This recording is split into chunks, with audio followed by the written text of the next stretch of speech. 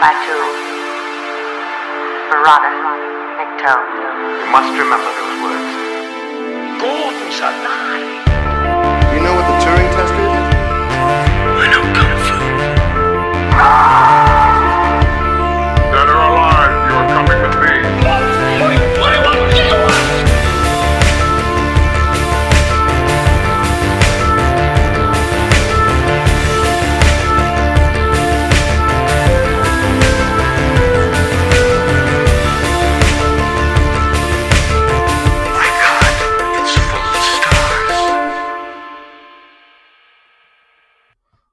Ladies and gentlemen, welcome back to Stories Out of Time and Space.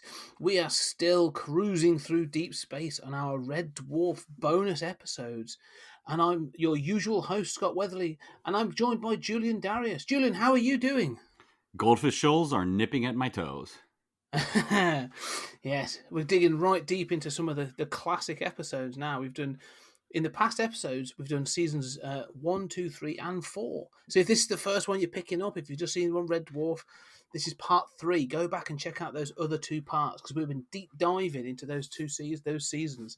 And as I say, so for this episode, we're going to be cracking on with series 5 and 6, which is early 90s, so 92, 93, or even 91, 92, I think. And yeah, where were you then with Red Dwarf at this point then, Julian? This is sort of like, say, getting well into those, the classic run. Yeah, I mean, as I said, I was watching this on PBS here in the States, and there are definitely episodes from this era that I remember watching, not live, but live in the US. I mean, I might have caught the first broadcast of them. So, you know, I definitely do remember episodes from these seasons very fondly and very clearly. What about you? Yeah, this is sort of still that prime Red Dwarf period for me. Like I said, I sort of came into this at sort of the tail end. I think I sort of came to it sort of the tail end of 4. And then it sort of made sure I watched all the others retrospectively, sort of on video and bits and pieces after that. So this was probably one of the first series I sort of saw all the way through on TV. I would have been, sort of like 10, 11. And this was, this is sort of that, prime sort of era of Red Dwarf. Like the budgets have gone up again a little bit. The production values are still sort of going well. The BBC is still fully behind it. Rob Grant, Doug Naylor sort of like, seem to be really sort of working with the whole crew seem to be working top of their game really. So, this is really where my love of Red Dwarf comes from. This sort of, I think, sort of like 4 and 5 as a pairing is really what sort of establishes me as a fan. Well, and you said that these seasons are sort of the most beloved in polls of Red Dwarf fans, right? Yes, in fact, we sort of spoke offline. Recently, there was a poll done, and Series 5, which we're going to talk about today, has actually been voted the most favourite, or the favourite episode of favourite series of Red Dwarf fans. So, looking at the list, I mean, this is the thing, I go back, and I think one of the things we've said before, sort of like 3 and 4, and even some 1 and 2, there's a lot of episodes where we've gone, oh yeah, that's really good, that's a brilliant episode. Then there's others, I think, where we both sort of said, oh, I'm not so keen on that one, or like, yeah, that's good, but, there's others that are better.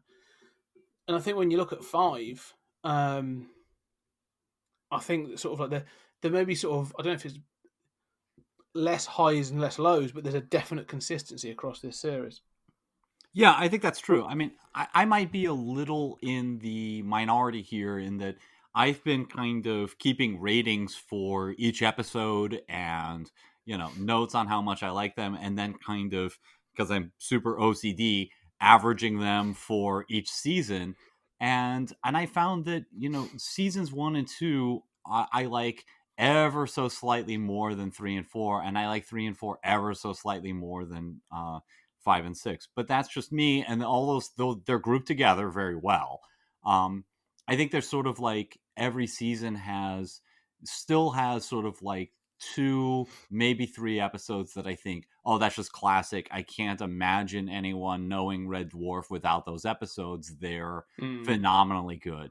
And it's not really until we start getting on further that starts to drop a little. So I mean, I think that these are definitely strong seasons. I do feel as if they're more of a kind of continuation of 4, that the gap between 2 and 3 is pretty big in terms of Yes. style, and there's a big continuity reset.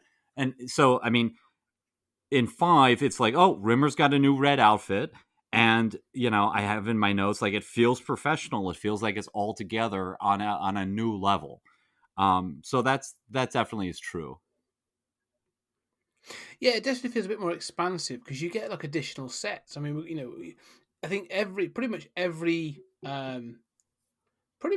episode in this series, will have at least one set that's sort of in addition to whatever's gone before. And I just find that sort of, they really are sort of maybe not throwing money at it because this isn't sort of like, still isn't mega high budget, but they're definitely sort of, the BBC seems to be sort of taking it a bit more serious, and professional is a good way of putting it. One of the things, it sort of struck me a while ago, actually, it's quite a long one, I haven't really mentioned it, but sort of thinking back on the sort of, we said about 3 seasons, sort of 3, 4, 5, and 6, as a grouping, because you said that sort of like, they have that sort of continuity, that's sort of their continuity block. 4 and 5 in particular as well. Sort of, I had this could sound really weird, Wizard of Oz association, in that Lister was Dorothy. It's gonna sound like some weird trippy dream, but like in the sense that like Lister is Dorothy. He's trying to return home. He is the sort of I'll say the normal one. The audience he's identification kind of thing. He's the human character, and it's not even you then have a feline, in Cat, a Tin Man in Crichton, and then I want to say an artificial person in Rimmer, sort of like with the Scarecrow, right? And it just sort of, for me, this weird thing works in the sense of they changed some of the things around. Like it was the lion looking to get his bravery. In this case, it's definitely sort of like Rimmer's looking for his courage and his that courageous thing. But also, like we kept talking about this wish fulfillment of the last couple of seasons, these couple of series. They do keep drop these things in, like in season, even in season, season 4, isn't it? You got DNA. One of the first times is Crichton gets what he wants. A little bit out of nowhere, but he gets to be a human. He finds his thing. He gets his sort of like his gift from Oz and finds that he doesn't want it. And in Dimension Jump, you actually get to see what Rimmer could have been. Again, that sort of like, that wish fulfillment. And I sort of feel that it sort of continues into series 5 a little bit. I could be talking out my ass, but it just sort of fit for me, this sort of like Wizard of Oz sort of parallels between these couple of seasons. No, I think that's accurate. I mean, that's a very good point.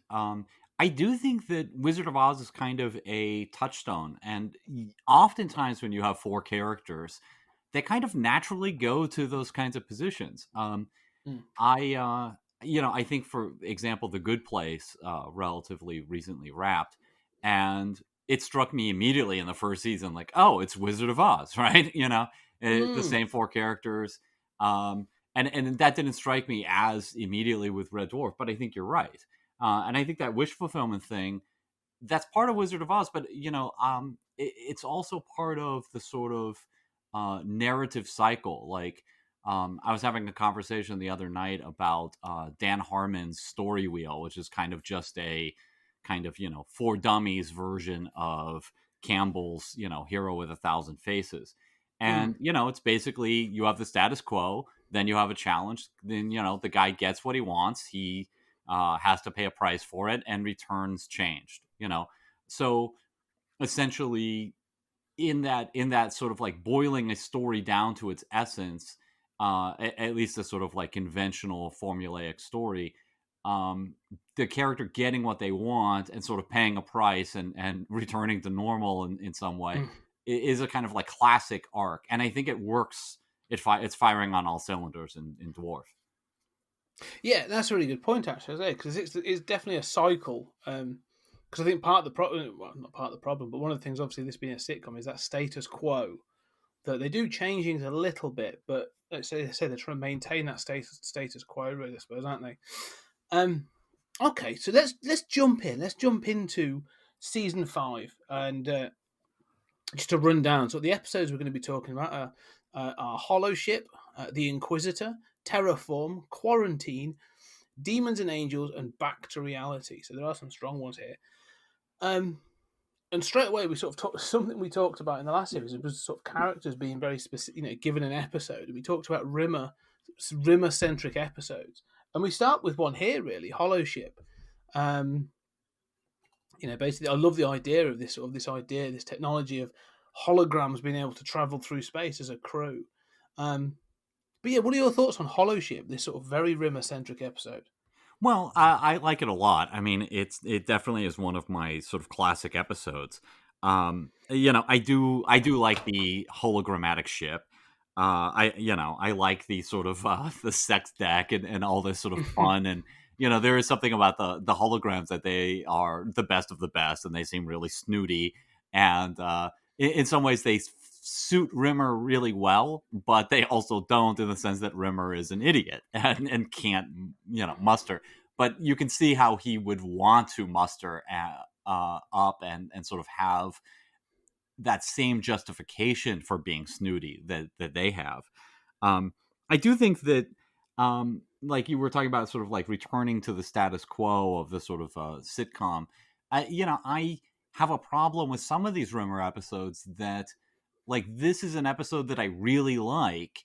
And, we talked about, like, the Wax World episode Meltdown, that Rimmer's kind of detestable. And, you sort of like realize he's really a terrible person.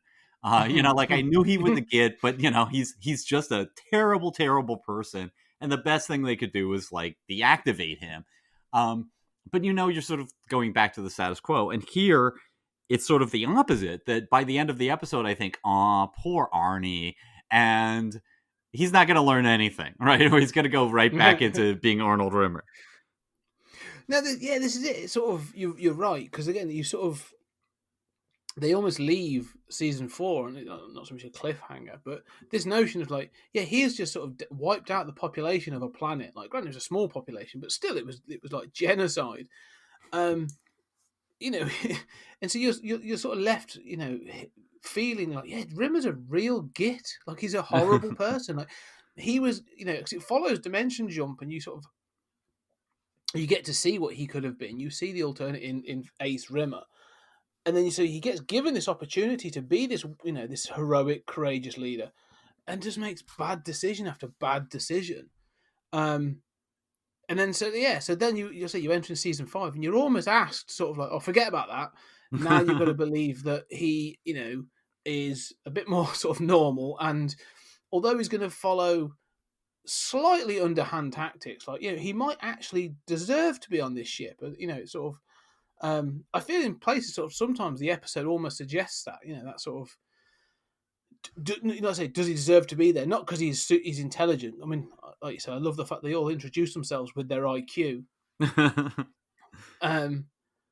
But like you say, like, he's snooty, and he would be better off probably on this crew than on Red Dwarf.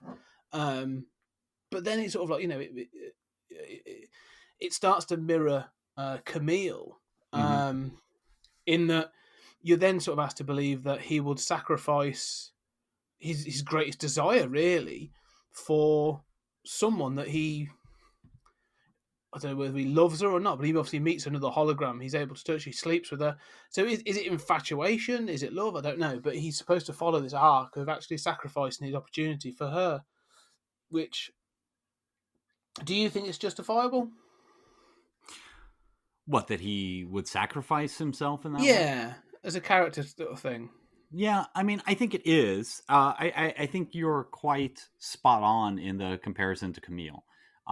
I think it really is that same sort of narrative. I don't know that he's in love with her. I think that he seems to be very moved by the idea that somebody would care about him. And there is this difference between him and the rest of that crew, that they, announce their IQ. They're very confident. They don't believe in self-sacrifice, and it kind of opens with Rimmer talking about how it's dumb to self-sacrifice. And so Rimmer doesn't have that confidence. And the difference between him and that crew, besides that he's stupid by comparison and has to cheat, is that he wants to be loved. They are, lovable or not, but Rimmer craves that love. There's something broken in him emotionally.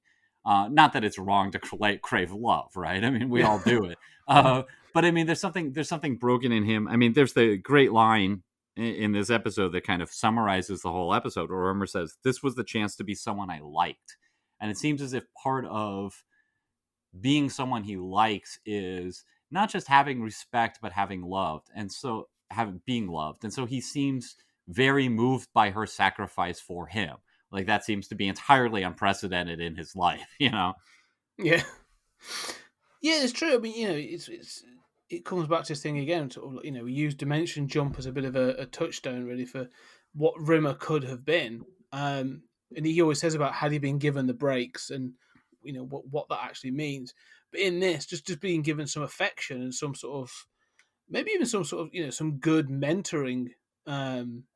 Maybe he could be a better person and a better sort of the person that he wants to be. So yeah, I just find it interesting, this one, that he sacrifices his sort of what he desires most for someone he just meets. But yeah, it makes you wonder: does he take solace in that sort of that act of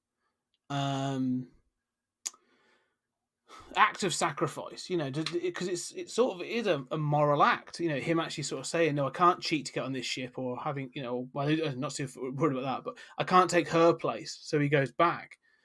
Could he take solace and have that as a sort of? Do you think he would take solace in that? Like, I did the right thing, or is Rimmer so broken that he'd still be like, "Yeah, I've missed a break," sort of thing? I don't know. I mean, I sort of think that, obviously we're going to go right back to the status quo. So in that status quo, he, if anything, is going to think, boy, I really botched that one. I screwed up again. But, I do think that there is a kind of like confluence of concerns here, that he is concerned for her. He seems to be moved by her sacrifice for him, but he also knows he doesn't really belong there. And I get the sense that, like you said, he might do very well there. I don't know. I mean, there's a great line in this where, he's talking about how he left to join the Space Corps to become an officer in a gentleman, and he became a chicken soup operator, and I think, well, he'd wind up being the chicken soup operator on their ship. He's not smart enough, and he's also just not reliable enough. He's not willing to learn. I mean, he prides himself on citing regulations, and we learn in a later episode he has no idea what those regulations are. He is not even willing to study the things he cares about. I just think he's not going to do well on that ship, and he sort of knows, I mean, I got on because she sacrificed herself, but it's not a good fit. I mean, I'm going to be the sort of whipping boy of the holo ship. What do you think? No, I think you're probably right. He would have ended up in sort of within several days. He'd have probably just been banned from the sex deck, and like you say, just been given the sort of menial tasks around the ship, and still felt that he was superior to whoever else. But yeah, you're probably right. I mean, I think that's just who he is, isn't it? Sort of like, he would end up blowing the opportunity, and they'd probably end up leaving him on another ship. I mean, the other thing I like about Rimmer in this episode is when he does achieve it, because the I can't remember the character now, but she sort of sacrifices herself for him, and he gets, he's got the uniform on, he's about to leave the Red Dwarf crew, and the actual line, when he says something, sort of, they've set it up to be sort of a meaningful goodbye, and he sort of says something of, I've come to see you as as people I met. Yeah. And he can't even bring himself to be sort of nice to sort of Lister, the cat, and Crichton. So yeah, but then it swings both ways, because the other time is, whilst he's out there actually trying to do the exam to cheat to get on there, they're already interviewing for replacement holograms. Yes. All of this is Um, very fun and clever. yeah. Yeah, so it's a good episode, and I part of me thinks, from the sort of Rob Grant and Doug Naylor, when they write these episodes, I don't know whether they're sort of writing it and saying that we like Rimmer as a character, and so we can do these things, or they actually think like, look, Chris Barry does some great impressions or does some silly voices. Can we get him to do this? Because of course he does another sort of silly voice in this one, doesn't he? Sort of when he sort of has his mind meld to make himself more intelligent. But he is good at it. He is very good. I enjoy this episode. Mhm. I enjoy Chris Barry. I think sort of like, the more I watch this, I think I've said it before, the more I watch this, the more I actually realise that I think Rimmer and Chris Barry are the thing that sort of I seem to enjoy the most in many ways. Yeah, and I think we've talked about what a great actor he is, and that when he really excels at one of these impersonations, he is able to have a lot of fun with it, and that fun is sort of infectious and contagious. I do think that he's also able to convey somebody who is sort of superficial. I think it's hard to play a character who's sort of two-dimensional and superficial and sort of suggest that there really is depth underneath. And I think he does that. And I think that the essence of that character is a very sort of cardboard, superficial character. He's not likable. He has a few things he values, but it's certainly not people. It's certainly not love. And yet, underneath there is insecurity, and that insecurity is tied to a beating heart. And there's just enough kind of hinting, gesturing toward that beating heart to make you sort of not totally give up on Arnold Rimmer. Yeah, no, and that's true. I mean, at some point, I think one of the things I think we'll try and also talk about in this episode is the American pilot, and you get to see those comparisons, and you do. You do see that it's actually not easy to sell Rimmer in that light, because he could become, you're right, really two dimensional, sort of like really sort of boring.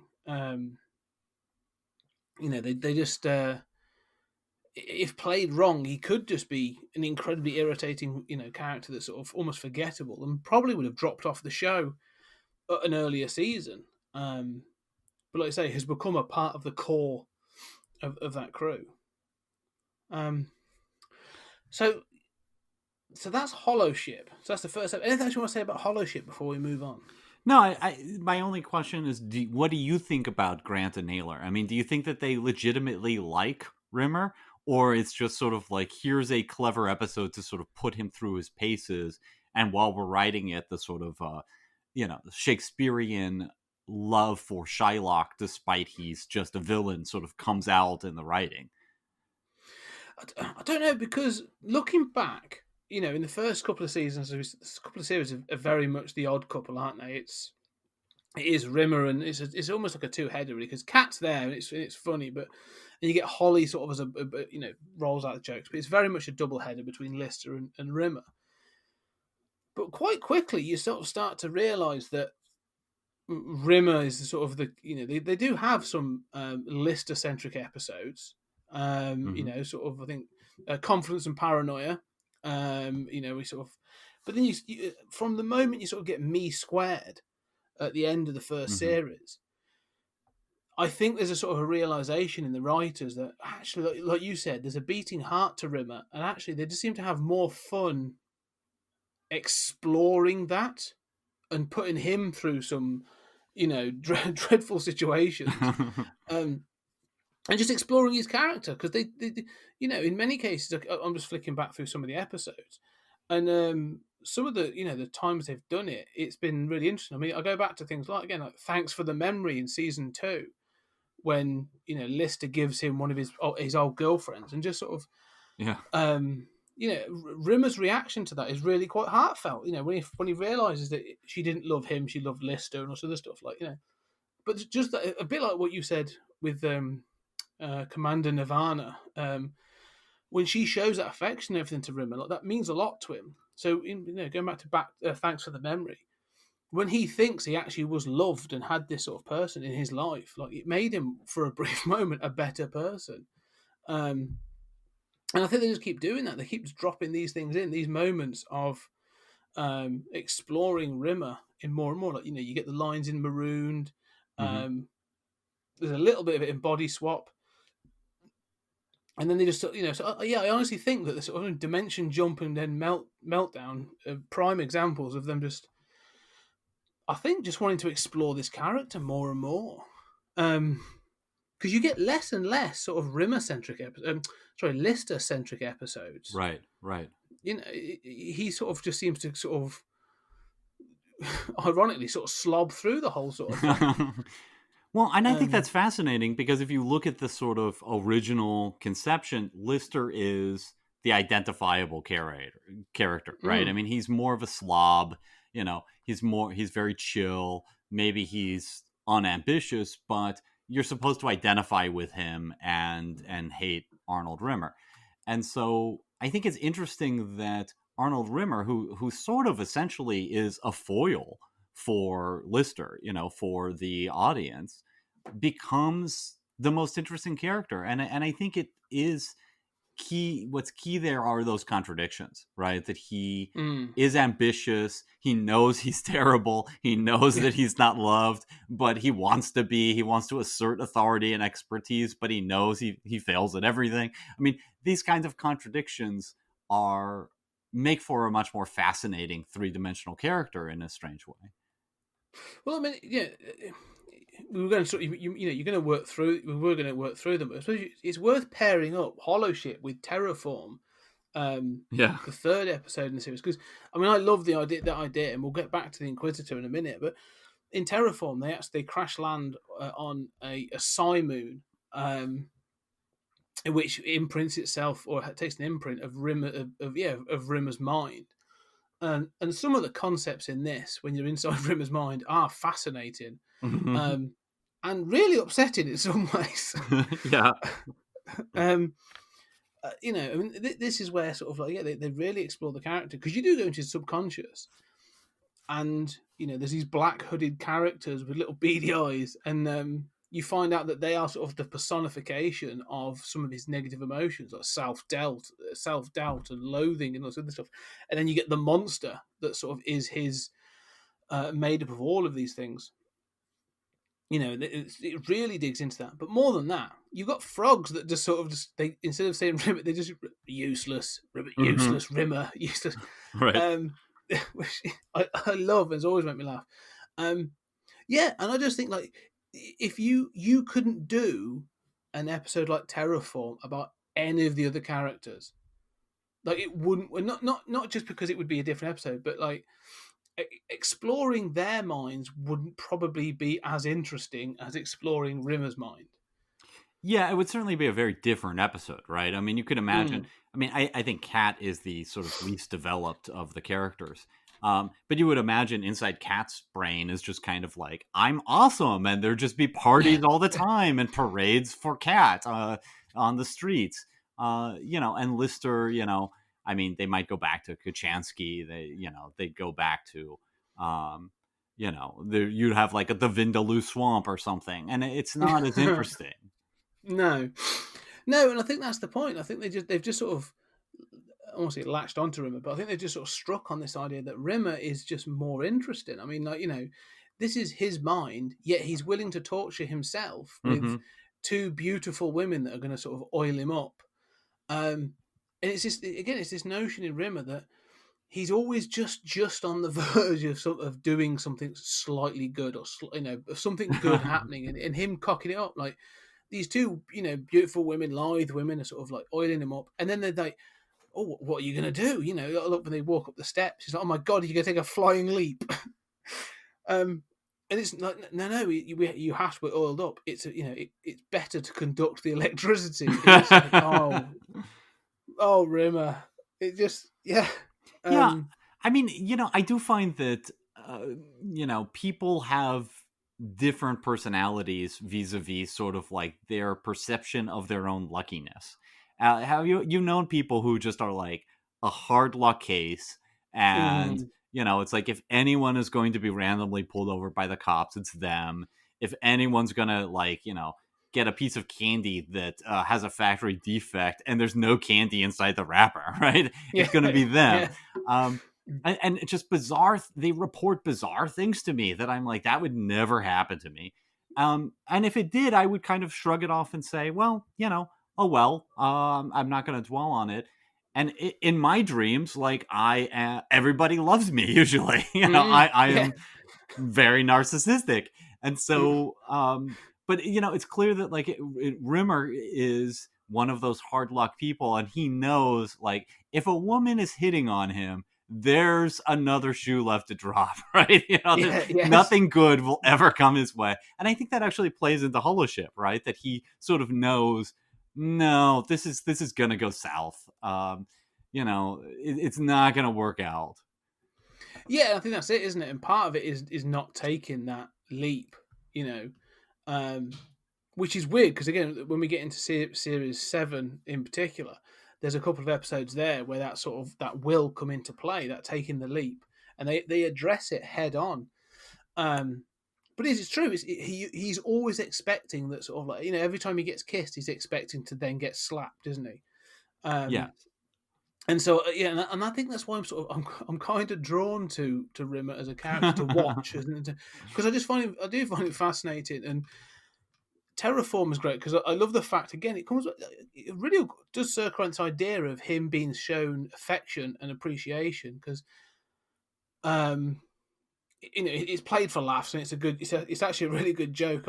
It does make me chuckle, but in order to get out, the bug is Starbug gets stuck in a swamp and it's getting pulled down. It's the despair swamp, and I love the fact that he doesn't realise this planet's based on his mind at first. So when they're sort of escaping, and he says that we've got to get past the chasm of gloom and the swamp of despair. To turn left, this, turn left, and the cat just walks past and goes like, "You're a weird dude," and he's like, "What? What have I done?" But yeah, they've got to be nice to him. So they have this sort of like loving on Arnold to sort of they're giving him all this sort of like trying to big him up and sort of they call him sort of like Duke and Iron Balls, and they're sort of giving him all this sort of rah rah, and it works. And his positive emotions do come back out for that moment and fight back. Right. It manifests. Right. They manifest, which I think is great. One of the things I will say, which is a great notion, is when they there's two moments. So, the first time they escape, he's in the chamber, and they notice. Obviously, it's when Crichton says, "We wouldn't leave you. You're a member of the crew." And then when they are stuck down, it's sort of like one was it when one gets hit, we all go down, and that sort of thing. So they have this sort of camaraderie. And Rimmer actually says, all for one and one for all. He never actually mentions the Musketeers, but he does say all for one and one for all. And then when his positive emotions do manifest, they do manifest in the guise of Musketeers, don't they? Right. Which I really like. It's that sort of that's running through of that theme of sort of camaraderie, and that's how it manifests to him as this idea of the Musketeers. I just think that's really cool, actually. Yeah, and I have in my notes that those Musketeers are real fun. They're fun to watch. It also sort of fits into Rimmer's notions of sort of adventuresome. That's really what he aspires to be. I think that whole ending, it works very well, and of course it's a lot of fun when they reverse it and they say, oh no, we didn't mean any of that, sort of that, and that's a sort of back to the status quo that works for me, where it's like we're taking the sort of convention and justifying it narratively within the episode. But I think that as we were talking, I thought of, this does seem to suggest that maybe if people believed in Arnold and just gave him a little bit of positive reinforcement, he might start being capable of something. I agree. No, I really do think the more I've watched this, the more I'm thinking that I actually, in some way, I think Lister is a part of the problem. In an earlier episode, when they first meet Crichton, in the very first episode with Crichton, the David Ross Crichton, he sort of, Crichton's cleaned up the sleeping quarters, and he's like, "What have you done?" Where's all this gone? Where's my mold? Yeah. I was growing that mold. It's like, why? Is it 'cause it drives Rimmer mad? So like he is there. I know it's sort of like part of what keeps Lister sane as well is giving him a purpose, giving him sort of like something to do in just winding Rimmer up. But in part of it, it makes me wonder if like him, if he's acting out and acting against Lister, isn't he? So he almost becomes more obtuse and more sort of obnoxious in Lister's presence. Yeah. No, I mean, and do you have some people in your life who wind you up? I do in my family. And it's Yes. sort of a central dynamic in my family. Sort of people winding me up and me doing that to others as well. But I mean, you're sort of making a sort of meta argument that sort of Lister is the villain of the piece in a way. That really Rimmer is not so much the sort of two-dimensional stick in the mud foil. He is that, but because of that original setup, we sort of identify with Lister, and Rimmer, while he's a git and an annoying person in a lot of ways, he's capable of things. He really needs somebody to sort of love him and take him under his wing and kind of mentor him a little. Yeah, I do think that it's interesting that, like, say, to explore those alternate versions of Rimmer, to sort of travel with Ace Rimmer and to see what else is out there, to see what else he could have become would be interesting. Because I do think he is, he isn't a nice person. Like, you know that he probably would, at least in this sort of, version of his development, would stab you in the back or, do something relatively despicable to try and get himself ahead. But yeah, just if someone was to give him the time of day and actually sort of mentor him and support him and be that nurturing figure, then yeah, maybe he would be a better person.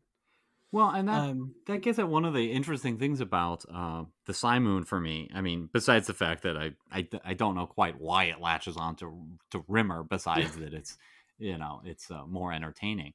But there are several lines here where where they realize that the world around them is Rimmer psyche, and there's a beat where Lister says, "Oh no, we're really in trouble." They say, like our lives depend on making him feel loved. Oh my god, we're doomed. But and that's very funny and it's played for laughs. But it does kind of get at what you're suggesting, which is that they have the same idea of Lister's psyche, and it seems to me that's always struck me as very odd about that episode, because it seems to me that in most normal life, we would think, oh, well, I'm going into that person's psyche. Like, I kind of know what drives that person if I know that person, but I wouldn't automatically think, oh my God, we're screwed here. Yeah. But that does kind of get at sort of the way that they are sabotaging Rimmer. I mean, Rimmer has his notions of himself as a loser and as doomed are perfectly mirrored in their impressions of him. And Yes. there's a kind of chicken or egg thing there of like, is he responding to them? Or, I mean, clearly it's a part of him, but, or are they reinforcing this about him and not helping him rise to the occasion?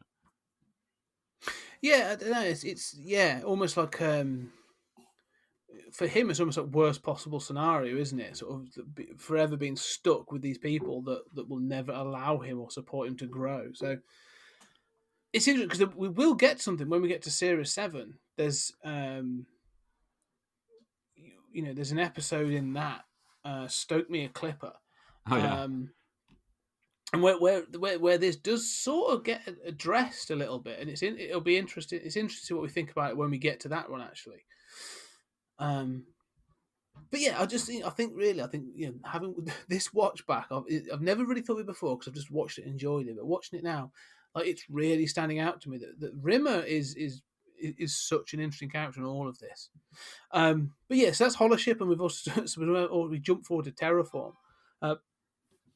And I do really enjoy Terraform. I think there's some great gags in it as well. Because I mean, even the opening of that episode with a smashed up Crichton.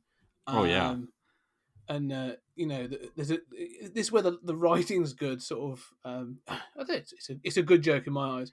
But his joke around the short term memory, I just really Yeah. like it. Sort of like that my might short be. term memory is affected, and that with the erasure of my short term memory is it's just just good writing. Yeah, I agree. I mean, that might be my favorite part of the episode, actually. I mean, I like the ending, but I really love that beginning. And it reminds me of sort of a lot of my favorite Star Trek episodes are episodes where, like, the Enterprise explodes in the teaser, Mm. or, someone changes time and all of a sudden everything has changed in the teaser. And, you're sort of like, how did we get here? And how are we going to get out of this? And I think it's so compelling to just kind of start an episode that aggressively, and this episode does it. And and it's also really funny, like, his onboard sort of voice says, your legs have been crushed and they are inoperable. Yeah. And it just kind of Yeah. goes on and on about how horrible the situation is.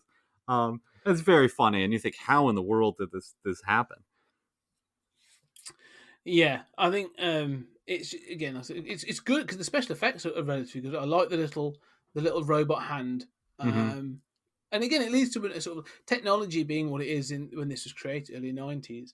Obviously, it's supposed to be set, I think, in the 23rd century. Um, and like you said, that when the spider gets or when the hand gets in, they think it's a tarantula. Um, and it's the moment it crawls up into Lister's crotch so it can reach the screen. But I like the fact that Kat thinks he's playing one of those text games. Yes. It's sort of like they haven't gone away in hundreds of years. Like of all the technology that's on Red Dwarf, they're still playing text-based games. Yeah, I did note that there are those kinds of moments where you think, oh yes, this future projection of technology has not kept up, right? Yeah, yeah, yeah. But yeah, it's a really good episode. But let's jump back an episode then. So we've done sort of like 1 and 3. So let's jump back to number 2 because the Inquisitor, which is a great design. I think he's a great looking character. But the idea of this is the Inquisitor, which is an android, a self repairing android that managed to survive till the end of time, and after millennia alone decided that there was no god, that there was only the universe and what you do with your life. So invented technology which allowed him to travel through time and space and eradicate people and replace them with their possible alternates, giving them an opportunity to live a life, which I really like as a concept, but has flaws in the way that this episode is put together. But what are your thoughts on Inquisitor? Yeah, I agree. This is one that I remember seeing, as a young person. Now, and I remember the cleverness of it. Watching it now, I think it's clever but not great. It kind of, as you say, it sort of doesn't totally hold together. And it also kind of regresses into the sort of monster chase at the end. Although it's still clever. I have problems with DNA in that respect, that it kind of devolves into a sort of silly monster chase. It works for you, and that's awesome. But, Yeah. but I mean, this works better, but it comes off as sort of more clever than great, if that makes sense. Yes, I agree. I mean, the idea is good. I like the idea. There's a solid sort of sci-fi concept. And I think it's another one that opens well. I think the opening little segment of this episode is really funny. Mm-hmm. When he walks in on some guy and basically sort of says, whatever the guy's name is, like, Raymond Burr, you have squandered your life. You are a wastrel. His response is, "Mother, is that you?" Yeah. And he is. He sort of, we then get this sort of glimpse of what the Inquisitor can do. He sort of erases him from history and replaces him with this alternate version, which is a good concept. And obviously, it then goes on to sort of like he then meets up with the Red Dwarf crew. The problem I get sort of is this thing of, again, it's sort of, it taps into the problem that the Red Dwarf keeps raising around time travel. Yes. In this, and I'm going to raise it it's quite upfront because we'll get onto the concept of how they get judged. But Lister and Crichton are chosen to be eradicated from history, and they get as far as being removed from history, and you get to meet the alternate versions of Lister and Crichton, and in particular, you get to meet the alternative version of Lister, who, in the actor they chose to play him, is a good alternative. You know, it could be, if you were to sort of cast a second, you know, cast a sort of Dave Lister's brother, I think he's a good choice. But the fact of the matter is, he's still 3 million years into deep space wearing exactly the same clothes. So, as an alternative, he hasn't done much better, has he? Yeah, no, that's true. Yeah, I mean, I think that the whole sort of like, I don't know. I mean, it makes me think of sort of weird retcons in comics where you know somebody is removed from continuity, or um, there are elements of this in some Doctor Who episodes where somebody is kind of zapped and then they're removed from continuity, back through all time or something. And I always think, well, how does anyone else remember that? And it's that same kind of problem of you get with time travel, where it's like the main characters have to remember the previous iteration or the story collapses, right? Um, Mm. and so, I think like, well, if you've altered time to replace someone with their alternate self, how does everyone else sort of remember the previous self? How are they still there? Or they, I guess they're not, but I mean, how are the others kind of still remember? And I don't know. I mean, then I wonder, like, it is kind of suggested at one point that it's sort of like what sperm was successful in penetrating the ovum. And, Mm. I think, okay, well, that's sort of having a little fun with a kind of like, dice roll of how that all works. But it's also kind of creepy in the sense, like, Yeah. this robot is like, he's going inside some privates and, making a sperm go the wrong way. I mean, how Mm. exactly does this work? It's very strange. Yeah. Yeah. I mean, I like they never really get into. I mean, they never get into the technology or the hows of it, other than that he has this magic glove, which is basically sort of like almost like a Nintendo Power Glove, Yes. um, which is fine. I'm happy with that. That's not, the sort of but it is weird. It's sort of we never see, what I would say to be a successful alternate. There never seems to be like an alternate where you go, oh, that was definitely the right choice, to do that. But yeah, it is. This is where it sort of falls back. Like, I would like to have seen it as a what was the one where where they had the tension sheet. Yes. I mean, they created an alternate there where David had invented the tension sheet.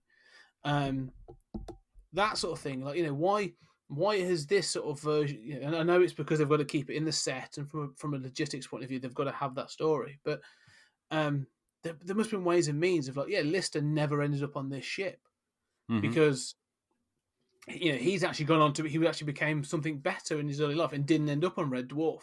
So instead of having a Dave Lister on board, there could have been I don't know, Jeff Smith. Like, somebody else ended up in Right. Dave Lister's position because Dave never got to that point. But it's almost like they want to tell certain things, that they want to have an alternate, an alternate Dave Lister there, but they don't do anything with it. Yeah. I think that's one of the sort of frustrating things I feel with this episode is that they never do anything that sort of seems interesting with the alternate versions of him. They literally get blown up within a couple of minutes. And Yeah. it just feels like a wasted opportunity. Yeah, and I think that you've kind of isolated on that again and again, sort of like how good are these alternate versions of the crew members. And Mm. I think you're quite right to judge that. And I think that, really some of the best episodes are episodes where, we see Ace Rimmer, or we see, an alternate version that is really successful. I do think you're right that time slides with the sort of altering the past is a lot more imaginative. I think that some of the stuff that I like best in this episode is not actually the alternate Dave Lister, but or even the central premise, but the whole appearance of Crichton and Lister out of sequence, that whole kind of future echoes thing, which Mm. I think Grant and Ayler do so well. That kind of thing just delights me. Where it's like, okay, no, Crichton has seen his own demise and is just adamant, like, nope, we can't change this. This is just going to happen. And of course, they get out of it by the end, but only in a very clever way by using the glove on the monster himself, which is easy, but it still works. Mm. But for me, that stuff, the sort of like time paradox stuff, is more successful and just more fun. And it's so, in a half-hour episode, that comes along like kind of halfway through, and you're thinking, how are they gonna connect to this? How are they gonna get out of this? And it's very funny, but it also keeps that kind of like unbelievably kind of frenetic fast pace of the episode. And I think those are some of my favorite episodes. So that stuff works for me maybe better even than the central premise. Yeah, no, I agree actually, because I do like that scene when they're cornered and sort of Crichton appears from the future and sort of says, yes, what do I do now? And he sort of, like you say, he's completely fine with having his head crushed into a wall because he's already seen it happen. I think what's interesting, one of the things I was going to point out is because I had to watch it. I watched it back again because it creates a bit of a. I don't know if it's quite a bootstrap paradox, but Crichton obviously comes back with one of the gauntlets. One of the Inquisitor's gauntlets because that's what he uses for time travel, and then uses a call it a laser chainsaw to cut off the Inquisitor's other glove. Mm-hmm. And then passes that to the present Crichton and Lister. So you then have a period of two gloves. You have a period of two gloves of being in the same time zone, and one of them and then has to be handed back to Crichton to go back round in that circle. And I sort of find that weird because you do have that sort of paradox and of like, well, there's two gloves in the same time frame, but then one of them's got to be taken to go back into the cycle. So it's almost like, well, is that the same glove going round and round in circles, or is that, do they always swap? And I know it sounds daft. It's a really sort of silly little thing to get hooked up on, but it was just interesting to me because at the end of it, they take the other one off them, don't they? Take the other one off the Inquisitor because they end up with the two of them. Right. So, I don't know. It just sort of. But that gets at like, we've had lots of conversations about kind of like, how does time travel work, right? And, I quite like the deterministic model. And that's part of why I'm so charmed by Crichton watching his own death and just saying, oh, it's going to happen. He obviously, which is so strange because the first two seasons use that deterministic model. And then season 3 that changes so much just blows that up. But yet in this episode, Crichton absolutely believes it's a deterministic universe vis-a-vis time travel, and that needs to be the case to have that bootstrap paradox, as you point out. But then the entire episode is based on altering time, in the traditional sort of like, well, yeah, you can really alter time kind of way. So both modes of time travel are working in this episode simultaneously, and of course that's common to Star Trek and Doctor Who and things like that, but it is paradoxical. It's not as careful with time travel as earlier stuff is. No, and I think this one in particular, they don't really want you to question, like say, the wider schema of things, the wider impact, because again, sort of one of the main points of this is he has gone through time, changing reality to alternate versions. So there should be a ripple effect constantly. Mm-hmm. There should be a constant ripple effect of, if anything, actually, as well. Because one of the points we should make is, changing one person in time, you or I or whatever, has a massive ripple effect, because whether you have children or whether you sort of, it could be as big as like the children that you have. It could be as little as someone you accidentally bump into in a situation that then alters their path of their day or whatever. Right. If you don't do that, then the knock-on effects is that butterfly effect, isn't it? And so yeah, he could be changing people left, right, and centre. That it should be having a constant ripple effect through time. And so yeah, the Inquisitor never sort of, it works as a great monster of the week villain. Yes. And he looks great and stuff, but it never works for me as an actual concept. No, I think that makes perfect sense, and I think that I kind of found myself thinking, how long has he been doing this? Yeah. Because it's like all of, maybe he's responsible for the continuity change between seasons 2 and 3, but I sort of find myself thinking like, obviously Crichton tells this myth of this android at the end of time who decides there's no God. Notice he doesn't say Silicon Heaven, right? Yeah. But this does seem a very sort of Red Dwarf villain to come up with. It does seem very Hitchhikers. I like that idea quite a bit. But I do sort of find myself, as you say, kind of wondering, like, how long has he been doing this? Has all of the show been kind of like one iteration after he's already zapped lots of people out of the time stream? In which case, why does it go back to normal? Obviously, if Crichton has some sort of, there's some sort of robot myth about this particular robot at the end of time. I mean, we're sort of left to believe that the status quo on Red Dwarf was always the case, right? Prior to the robot doing anything. And he's been going around zapping people out of the time stream and replacing them, which has had absolutely no effect on Red Dwarf or anything until this episode starts, right? Yeah. And then it has massive effects, and then he's defeated. And I think that gets at what you're saying. Like, the sort of central concept sort of, it's clever, but it doesn't quite work. Yeah, it's been thought of for a single episode, but never quite thought through as if it was going to be a full concept.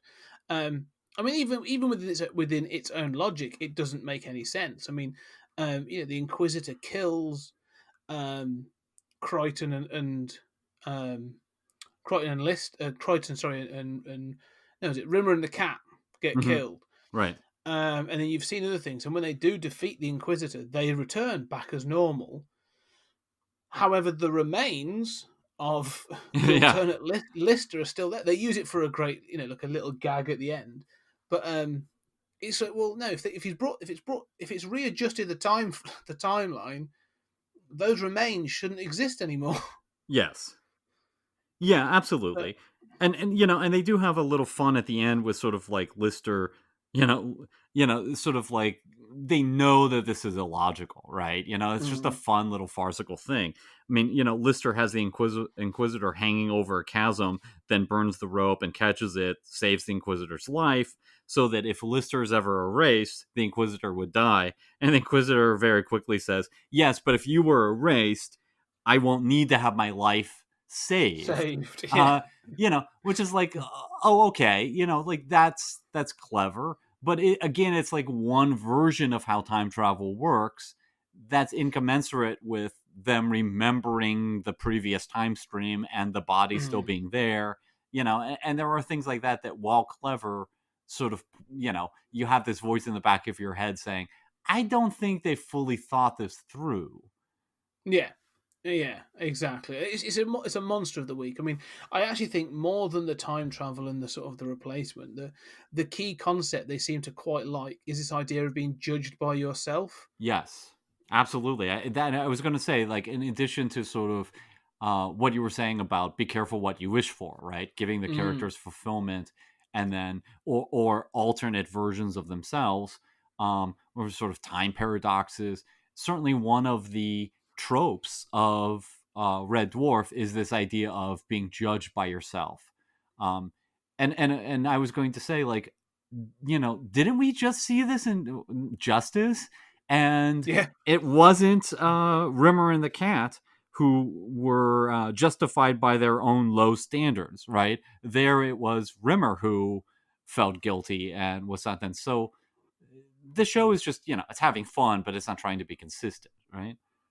Yeah, definitely. I mean, that's it, isn't it? Like before, sort of like Rimmer was judged by his own guilt for what happened to Red Dwarf, but now it's sort of, well, actually, they've actually, by their own low standards, they're able to acquit themselves. But I don't think that we've almost seen that that's not the case. Exactly.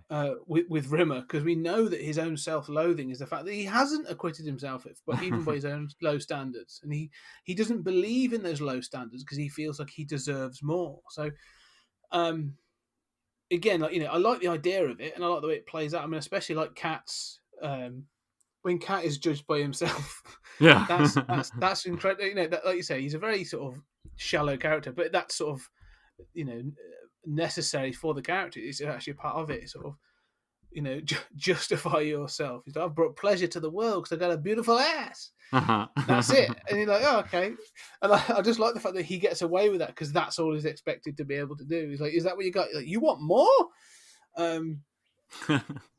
So yeah, I think it's a great concept, and it's true. I mean, when they do again, the sort of the weird thing of this is, I do believe that Lister does acknowledge that for all his slobbiness and all this other stuff, like he does sort of know he could be better, but can't be asked. Yeah. So I accept that. I'll accept that he probably would judge himself a little harshly, or harshly in this situation, if he was to be looking at somebody else that did that. A bit like when you go into parallel, the parallel universe? How he feels about the female version of Lister, sort of a similar thing of she's such a slob. Like that's probably how it would be. But I still struggle with Crichton because they keep, although he's a mechanoid, they keep giving him sort of humanistic qualities. Mm-hmm. All right, I know he's broken his programming, but he's still going to be sort of judging himself for the fact, well, actually, I think that's pretty good that I've broken my programming and I can do these things. So, yeah, it's sort of interesting concept, but I'm not sure if it plays out. I don't know what your thoughts are. No, I mean, I agree with you. And I was going to zero in on Crichton and say, why does Crichton condemn himself? He says, like, I was good, but only because of my programming. So therefore I deserve to be erased. Well, we all have programming, right? We all have instincts in our brain.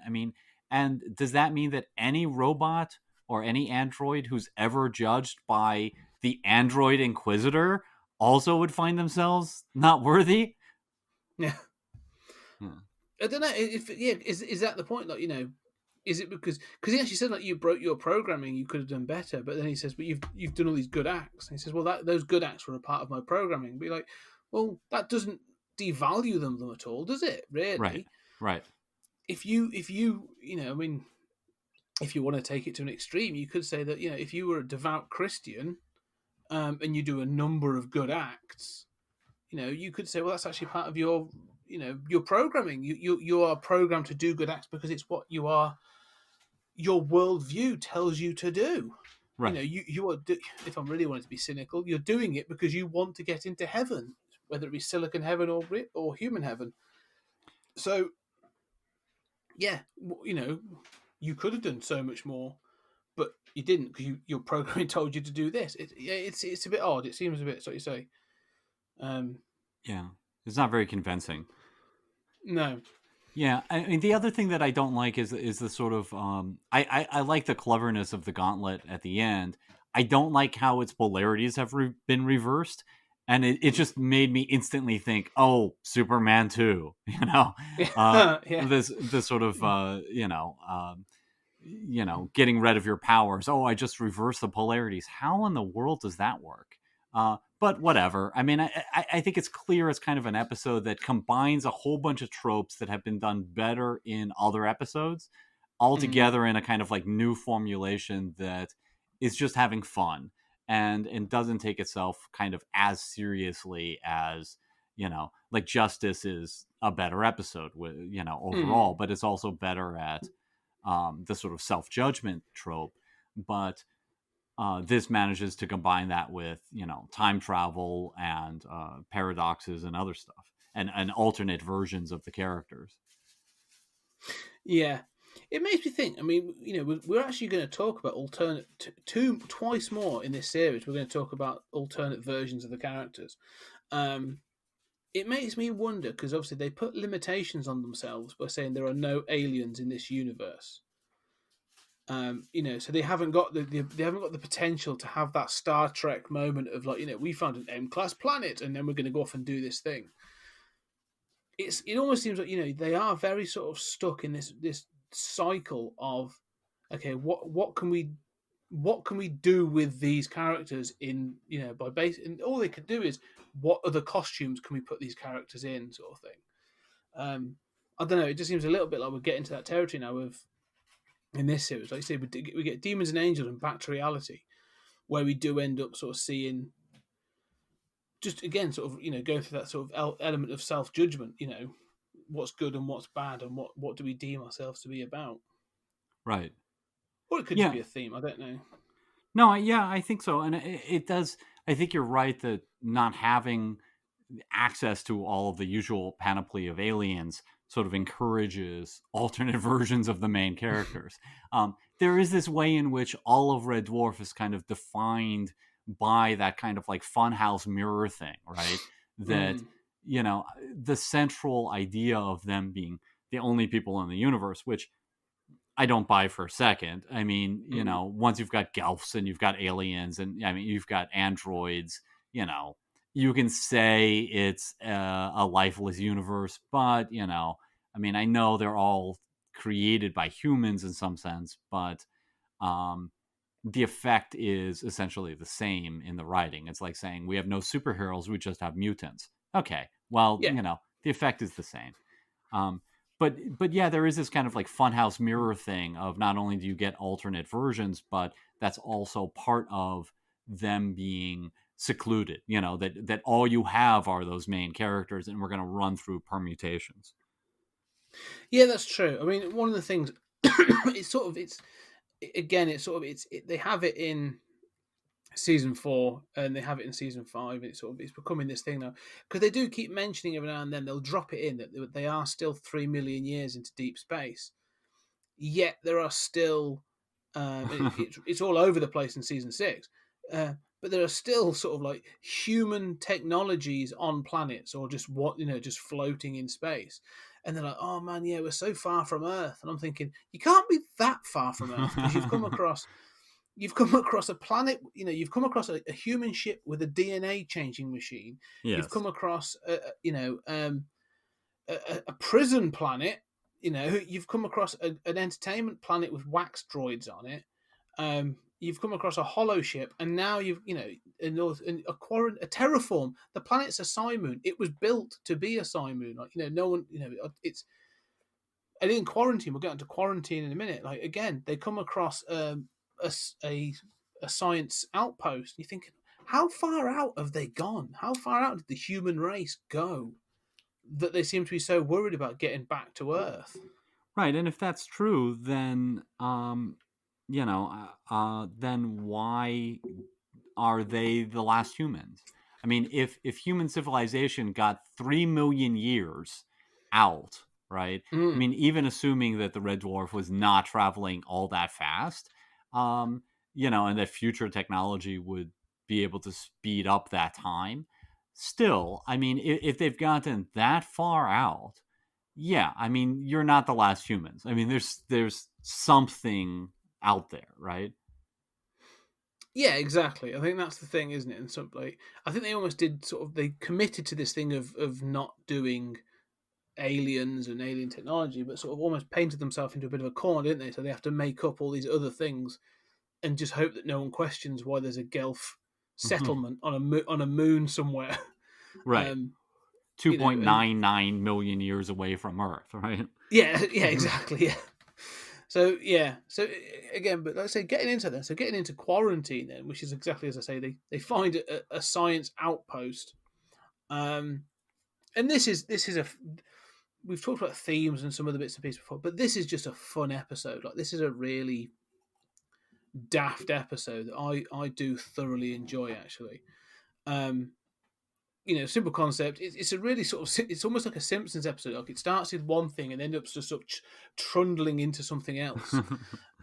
In that they go to a site, this thing, they find a Dr. Hildegard Langstrom, who has got a hollow virus, and they also find a series of illnesses, positive viruses. Interesting, considering we are we're going to talk about the episode quarantine and viruses at this time. But yeah, it's just sort of a really daft episode, and I think this is one of those episodes when they are just sort of like, we're not going to go highbrow, we're not going to introduce any concepts, we're just going to be silly. But this episode does lay the groundwork for a couple of things. But yeah, what are your thoughts on Quarantine? I like it. It's not one of my favorites. I think it's sort of middling. It might be one of my least favorites of the entire show so far. I still think it's got great moments. I mean, even just at the start, the hilarious series of kind of dusty warning signs, including a triangle with a man getting his guts ripped out, it's like, that's so hilarious to me. I laughed out loud at that. So, I mean, I think it's kind of, if one of the things that I think as a writer watching Red Dwarf is sort of seeing what's successful, seeing these tropes, seeing how brilliantly executed they often are, what works and what doesn't, but at what a high level these kinds of scripts are firing. And I think this is sort of another kind of bottle episode like Marooned. I think Marooned works better, but both are interesting, and I think they kind of demonstrate how you can do a bottle episode, or you can do an episode that's really pretty talky, where one of the main special effects is like, a silly polka dot dress for Rimmer, and have it work. It works as a basic episode, as a structure for an episode that can get at something or have some really delightful aspects. And I think that's impressive for a bottle episode. Yeah, I'd agree with that. I think maybe it does. It works as like a series of skits, doesn't it? It's sort of it's less of a plot and a series of sort of moments, I think, really. But I just think some of the jokes in this really do work for me. As you said, the signs, but even the bit after that with the psi scan, which is like a clear dig. There's some clear. It's at this point they start to make some little digs, I think, at things like Star Trek. Because you've got Crichton almost becoming like the Spock type character, and he has the psi scan, which is sort of, they see the sign and it says most gross danger, viral infections, all this other stuff, and it's like, because they haven't got any sort of anything on, they've just got their normal clothes, and it's not working, so he has to turn around and he hits it, and it's sort of like, it's surprising. It beats the next model up 8 times out of 10. And lots of other stuff, and then finally, sort of like it's working. It's like, and we're going to live. Yeah, and I just love how rinky dink it is, and they acknowledge it. They're sort of like, we're a real Mickey Mouse operation. And the cat's like, Mickey Mouse, we're not even Betty Boop. And it's just a great dig at that sort of like, the generic psi scan that sort of like will then get used, and they do. There's the generic technology, they've had the matter paddle, they've now got the psi scan, and just this stuff of it can scan anything and give you an answer. It's the sort of the sonic screwdriver of Red Dwarf, isn't it? There's always a piece of technology that can sort of that can answer them. Right, or the tricorder, in Star Trek, exactly, right? They just hold it up and it's like, oh, there's no life signs here. It's like, how does this detect life signs, especially of like a silicon life form? What is this doing? And I do like that in science fiction when they do have that sort of like, the generic answer all technology. But the other good thing that I think this episode does introduce, and you sort of mentioned it before, is this introduces the Space Corps directives. Yeah.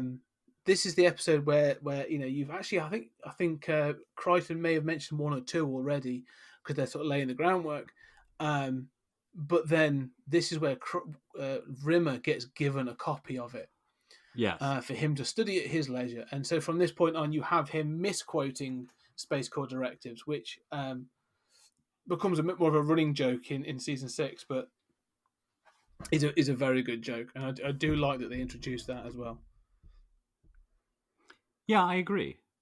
I think that it's fun. I mean, it works. I like that. I do kind of feel as if we were talking about alternate versions of the characters, and I think that you're right to kind of isolate on that and judge an episode by how fun those alternate versions are. I feel as if Rimmer should be a lot more fun crazy. He should not look like a princess on a toadstool who just, I don't know. I mean, I feel as if, Rimmer is so much fun in other episodes that sort of seeing him crazy could really be played up more than it is. I agree. And having seen sort of, like you say, the how much talent Chris Barry has to do those kinds of things. I do think, it's a bit of a missed opportunity, but I do like the way he plays it though, when he sort of gives the story about going to see the king of the potato people on a flying carpet, and almost uses it to sort of like to bait them into sort of acknowledging that they are crazy, and so it's very good. And I just remember sort of I remember back to first seeing this and just being, just really wanting my own Mr. Flibble. Because I just like it, sort of like, Yes. The way he talks to him, and even the fact that Mr. Flibble gets Hex Vision at the end and stuff is that's so bizarre, right? I mean, it's just like Red Dwarf just having fun, right? Like the sock puppet. This is the sock puppet on Rimmer's hand, right? Oh, Mr. Flibble. Yes. But more than that, the thing to remember is Rimmer's a hologram, so he has requested or has sort of like engineered this costume and a hand puppet. So yes, it's yes, I just think it's just a lot of fun. It's a series of skits that and it introduces some daft, even like the look virus,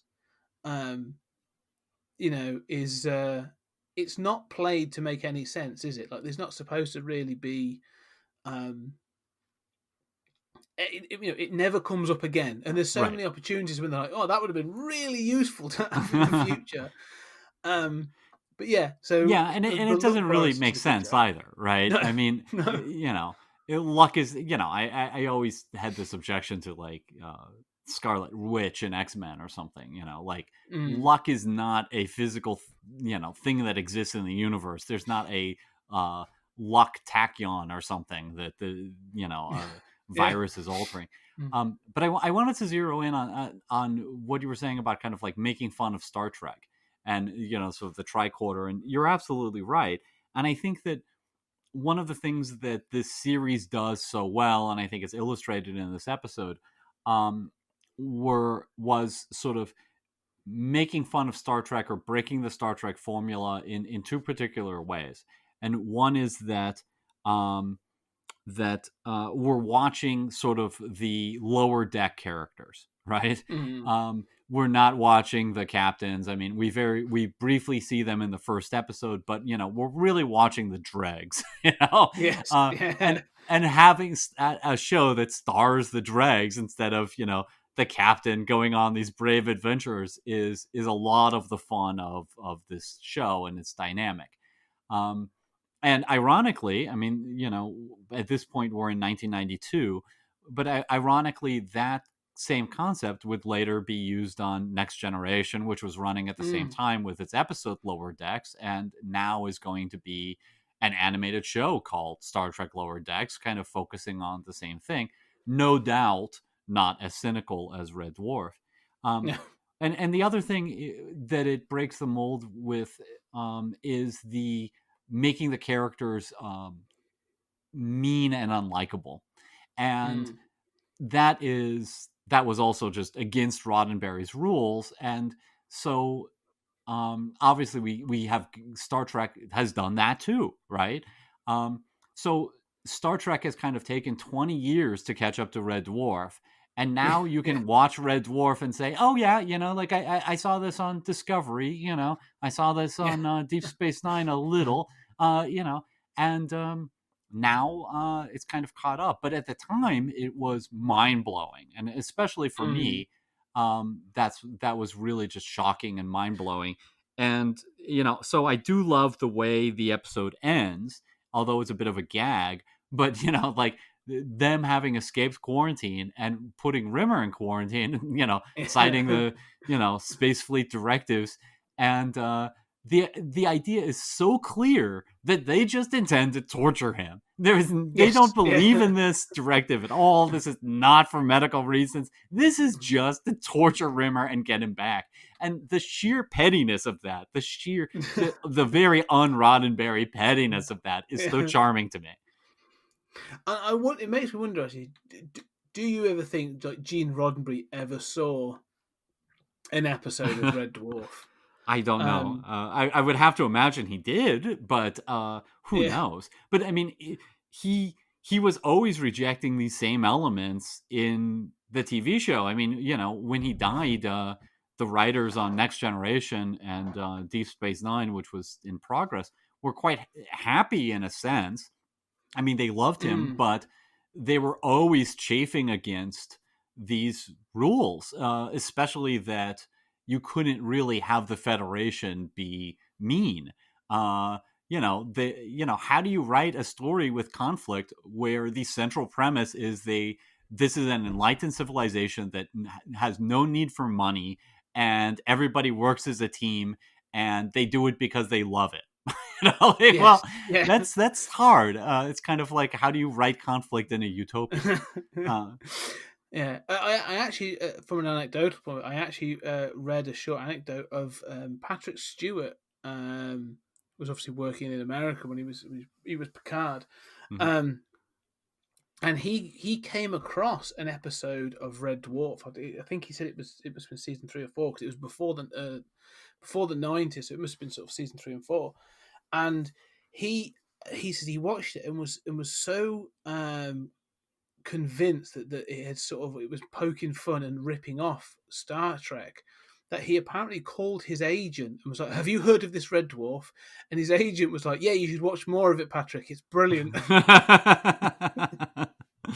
And apparently he did. He carried on watching it, and he is quite a fan. So that's that. I just thought it was interesting that sort of like, even like sort of Patrick Stewart had seen this and made that connection quite quickly, having sort of like obviously being in Star Trek Next Generation. Right, and I made that connection as a kid because I grew up on Star Trek. I mean, by the time I was watching Red Dwarf, I had seen, I'm sure I hadn't seen the animated series, but I had seen every classic episode. I had seen every Next Generation episode to date many times. I mean, I had guidebooks and, guides to the planets of Star Trek. And, I was very nerdy. I may have even been to a Star Trek convention at that point. So for me, Red Dwarf worked much more obviously as a sort of Star Trek parody, and that was one way that I could kind of make sense of this bizarre British show on which nothing made sense. Yeah. Well, it's true. I mean, like I say, we'll get into the next 2 episodes, but again, talk about not making sense. Demons and Angels. The next episode, so episode 5, is another episode where they just take a concept and run with it. And in this episode, they have a thing called the triplicator. They can take an item and then they can make 2 more of it. And in doing so, they find out that one is perfect and pure, and the other one's rancid and horrible. Mm-hmm. And just due to science gobbledygook, the triplicator, but they have an issue with it. They try to turn it off, and it ends up blowing up Red Dwarf. But in doing so, actually triplicates it. So the original gets blown up, and you get 2 versions. You get the beautiful sort of version and a really like crappy version. And again, you get some alternate versions of the characters in this. And I was going to say, I think this episode really does again hit home the fact that there is more fun to be had in being mean and cynical, and that's where I think this show goes. But what are your thoughts on Demons and Angels? I like this a lot. This is a highlight of the season for me. Um, you know, it's certainly in the top three. Um, and I think that my negative impression of it is that, like, once again it runs with a concept, but I find myself thinking like, well, you know, it is a little sort of like mirror university, sort of like, well, um, it's down to the fact that the good red dwarf like has brightly lit corridors and everybody is, Mm. and it's a lot of fun. But I do sort of find myself thinking like, well, how does this device know that bright corridors are good and Yeah. uh, ugly falling apart equipment is bad? But whatever, I mean, it's a lot of fun. And I think that it also illustrates the fact that the stuff that I loved so much about Red Dwarf was that it was actually at its heart good science fiction. And I think that Mm. the episodes that I like the most sort of mix the science fiction and comedy in a nice way. And while I don't really, I'm not in love with the triplicator idea, it is also very Star Trek, right? With all these, Yeah. teleporter accidents and everything, oh, it made an evil copy of somebody.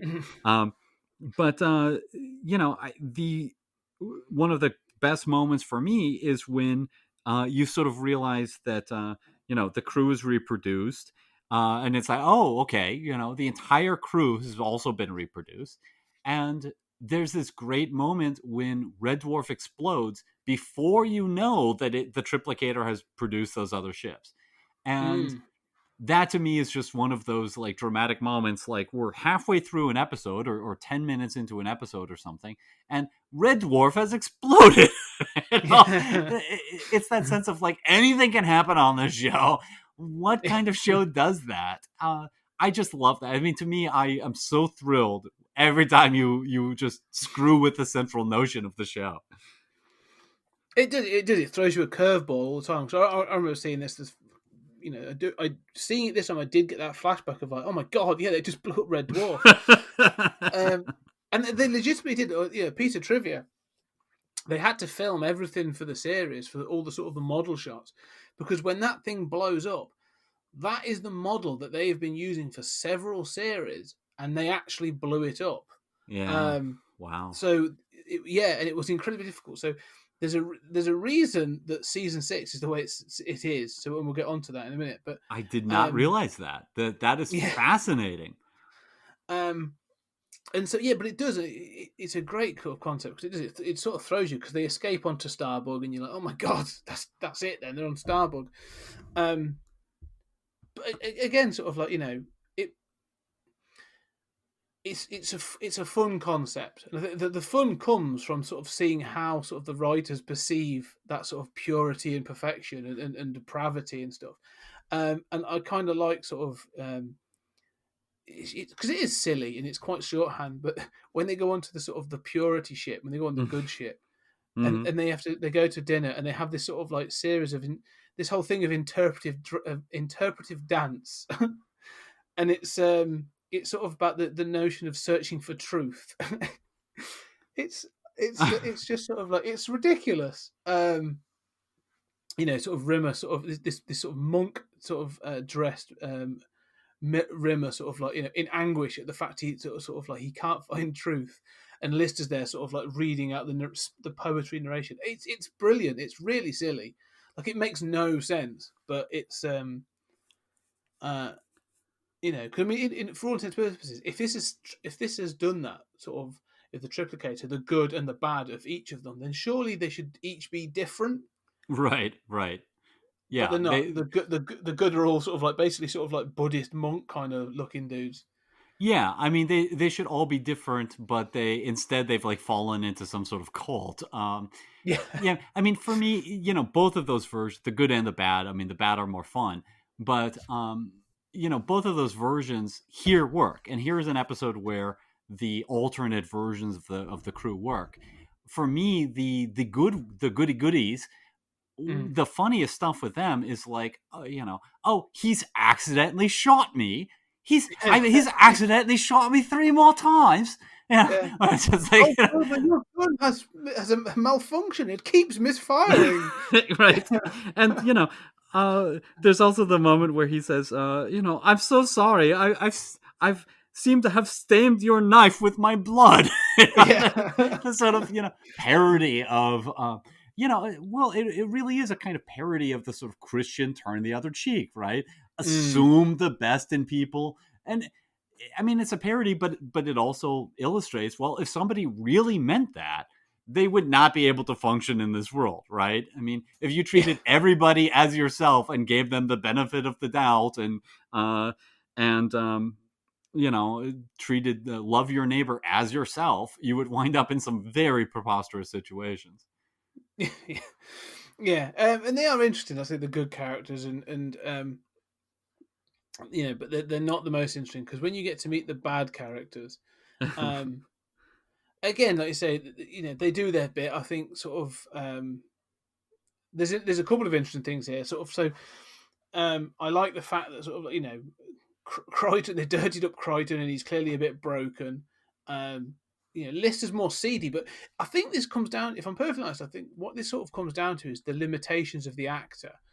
I mean, don't forget that before all this, like this was Craig Charles when he sort of started this. It was his first acting gig. He was a sort of an alternative comic and a poet, and sort of other bits. So he wasn't an actor. And so I don't think he's got the range to do some of these things. So when they sort of give him an alternative version, like, it's quite a limited. He's just basically a dirtier version of Lister. Yeah. And again, you get to see who the true actor is in this. And I know it's a bit of a Chris Barry loving, but Chris Barry is the alternate Rimmer. Yes. And the fact is wonderfully depraved, and Chris Barry is clearly really enjoying himself, taking it all the way with his character. No, I agree with that. And I think the weakest elements of the bad cast are sort of like where you think, oh, yeah, that's a punk version of Crichton. Yeah. Yeah. I mean, and I do sort of, wonder like, oh, is punk bad? Rimmer is sort of a punk in stockings with a electro whip, and he's having a lot of fun. It's just absolutely great. It makes an impression right away. And I think, like, has this aged well? Like, it's so much fun, but then I also wonder, like, you couldn't do this today. First of all, it's one thing to kind of suggest that the bad version of the characters, I mean, they did this on I think season 2 of Stranger Things, where sort of the bad guys are the punks, but so that's a problem. But then the dress kind of implies a sort of like transsexuality or something like this, and that would not go over today as implying like, oh, the bad version is into some cross-dressing. And then there's a line where Rimmer, although so much fun, Rimmer sort of like leans in and suggests that he will rape Lister after lashing him within an inch of his life. I thought, oh, this would not go over today. No, especially not on the BBC. Yeah, it really says, we're going to beat you with an inch of your life, and then I'm going to have you. Yeah. It's yeah. I mean, it's again. I think the costume. Whoever did the costume, that they do go all out. I mean, again, like, I like it's the little things that I like. The fact that, like, Rimmer's H is now sort of like a skew. It's clearly sort of like, and he's sort of got the nose piercing, and it's sort of all chained up, and it seems very early 90s, sort of maybe not as well informed. Because to be honest, like you say, if he was to dress like that and do this act, he'd be a fantastic cabaret act. Do you know what I mean? Sort of. Yeah. I mean, if I'm honest, the worst one I think is Cat, because it's clear they're not entirely sure what to have as the bad side of Cat. Like you say, it's just sort of like they just sort of go, oh, it's got to be sort of dark and grungy and metal and sort of kind of that. Like, but like you think, well, then the bad side of Cat would just be his narcissism just gone absolutely awry. So he wouldn't be the bad side of the cat is that sort of like that lustful narcissist. So Hmm. he wouldn't be dressed in sort of like sort of animal skins and sort of like all um Dirty. unkept and dirty. Yeah, he wouldn't be that. And so so it never sort of again. It's one of those. It's a great idea, and I do really enjoy it. But um, it never. Again, it's probably not. I'm probably giving it too much thought, but um, Yeah. it's got some good moments. And again, when they control Lister, there's some good fun moments. Yeah, I Um, mean, I think that's a kind of mixed bag. I think it's never really quite believable, and I think you're right that it comes down to the acting. But there are some fun things. I mean, sort of making him eat the tarantula, and then the fight scene where Lister being remote controlled yells left, right, and is calling out what he's about to do and not being able to stop himself. Those are very fun. And I feel like, I mean, it doesn't need to do the remote control. I mean, that's not important to the plot. mm. But it's just having a bit of fun. And some of it works and some of it doesn't, or it doesn't work quite as much. No, I mean it's another good fun episode. Don't be wrong. As I say, I do enjoy the episode. There's some really good jokes in it. Um, it's just one of those. I think, like you say, it's just there to be sort of a bit. It's slightly sort of throwaway, but it's a good solid episode. Yeah. Um, One last thought about sort of tying back into sort of how does the triplicator know to make the good one pretty and the bad one bad, and the good one have religion and the bad one just kind of punkish and dirty. um that's sort of why do the bad guys want the good ship? It's kind of justified by, oh, their ship's falling apart because the triplicator has made it poor. But I found myself like kind of annoyed by that, sort of in the same way that you were annoyed by, and I was too, with the sort of unimaginative take on Cat. And I thought, mm. don't they have any pride in being bad? Like they seem utterly unable to repair their own ship. They just want to take the good one. I don't know. I mean, it makes sense, but it seems like there's a better avenue that could have been taken there. I'll tell you what. If I'll ask you a question, if this was to be made today, if they were to do this episode again today, how do you think they would represent those two elements? What, the bad guys and the good guys? Yeah, the angels and the demons. Yeah, I don't know. I think it might be much more subjective, right? I mean, Mm. like you were suggesting, like an evil cat might be a cat who is actually extra clean.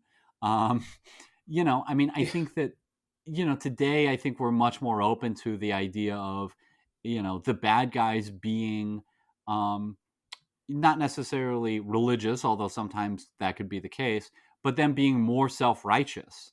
Um, like the good versions of them are religious, but they don't ever tell you how to behave. The bad Mm. ones, I could easily see a version in which the bad ones had sort of more religion. Cat was cleaner. Maybe Rimmer, outside of making a rape reference, Yeah. was essentially the same. But where they were a little more self-righteous, a little less desperate to get the good ship. What were your thoughts there? Yeah, no, I agree. I think you'd probably make it a bit more character subjective. Like, so I think I would see, expect especially with things like with Me Too and stuff. Like you tap into sort of the cat would be that sort of just lust, like you say, incredibly narcissistic, incredibly clean, incredibly sort of like, but like really lust driven and verging on sleazier than he is. Um, but like taking Rimmer to the extreme and sort of making him almost like Nazi-esque, almost like a fascist. So taking all Yeah. that sort of pettiness and really pushing it the far. Um, because it would be their neuroses and stuff, wouldn't it? So like Rimmer would probably be a lot more efficient because if you sort of if you could really go for that kind of sort of just being that petty and narcissist, sort of just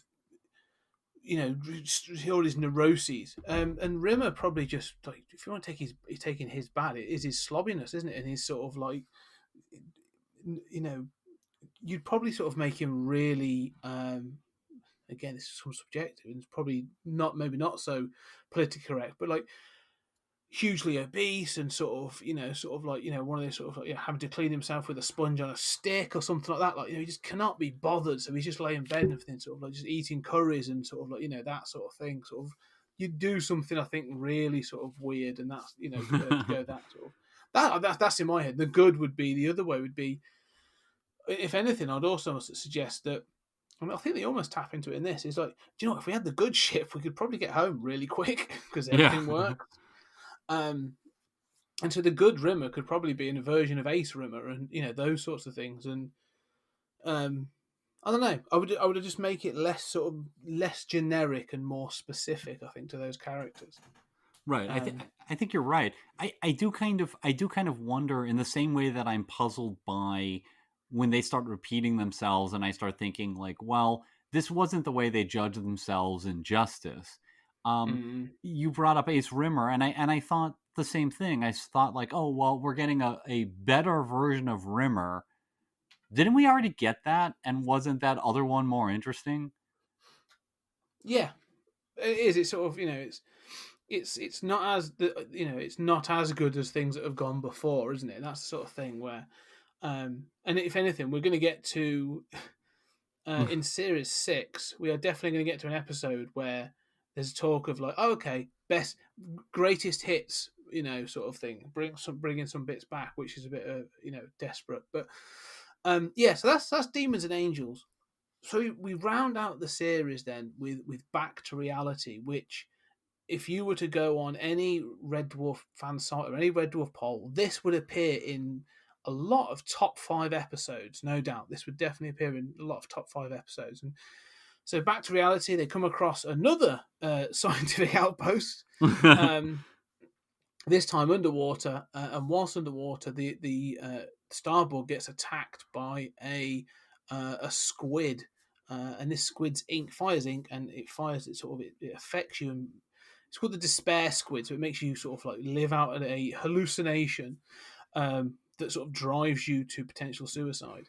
And in this sort of joint hallucination, they find that they're back in reality, and that Red Dwarf has been a game. Not only has it been a game, they haven't been playing the game very well. What are your thoughts on Back to Reality? Sort of, this alternative, because again we're coming to these alternatives again, this mirror universe, or this potential that Red Dwarf has just been a game that they haven't played very well. Yeah, I love this episode. I mean, I think everything you're saying is right. I think it's great fun. I think there's no doubt that it's in the top the top 5 or 10 without a doubt.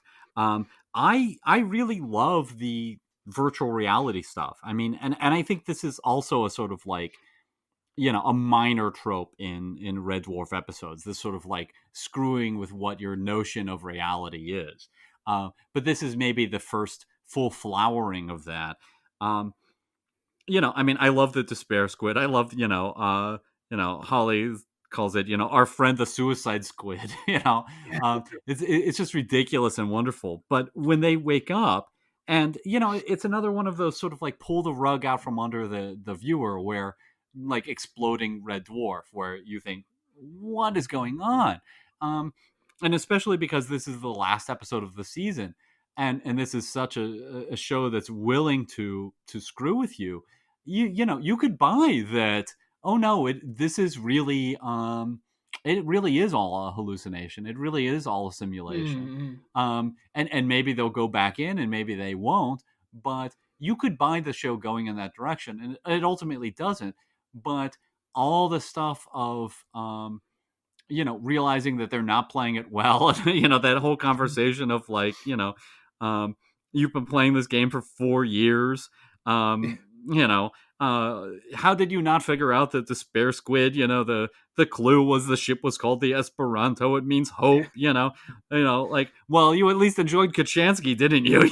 It's like, why? How did you get Kachansky? I have to say, Timothy Spall is a great British actor. a bit of a national treasure. I think he's great in loads of things he's been in, but he is fantastic in this. Like I say, just as that like the Brummy sort of the which is a real sort of proper Birmingham accent, Midlands accent, near from here. But the fact he's sort of like, when he says about Rimmer as well, he says, oh, so you must have figured out Rimmer. He's like, oh yeah, I got him. You got him straight away. And he's like, you found the micro dot. He's like, the micro dot.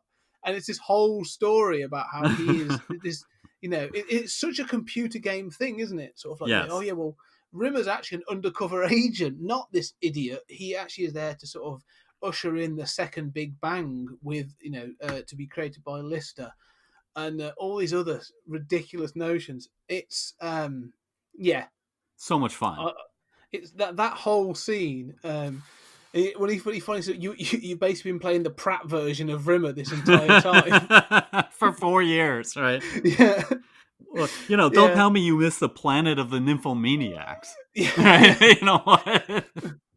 And I always just like the idea of this idea of if this was to be reality, of him basically going off on his break and talking to his friends in the canteen, but you'll never guess what.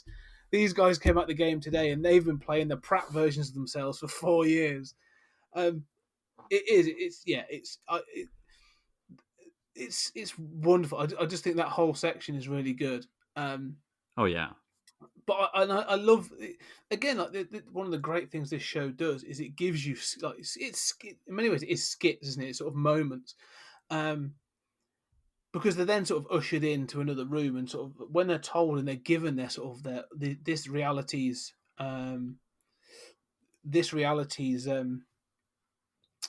personalities and identities. I love how the characters react to each and every single one of them. It's so well done. And again, like Rimmer's is good, but like Dwayne Dibley is a classic character. Yeah. And that's like, Cat, with buck teeth and, bowl haircut and polyester trousers and I think this is one of like where Danny John Jules' sort of reactions are fantastic. But I really like Crichton as well. Sort of like when he finds out he is no longer just a mechanoid, he's half human. He's sort of a cyborg. He's a police officer called Jake Bullet, which is such a great macho cop name. Yes.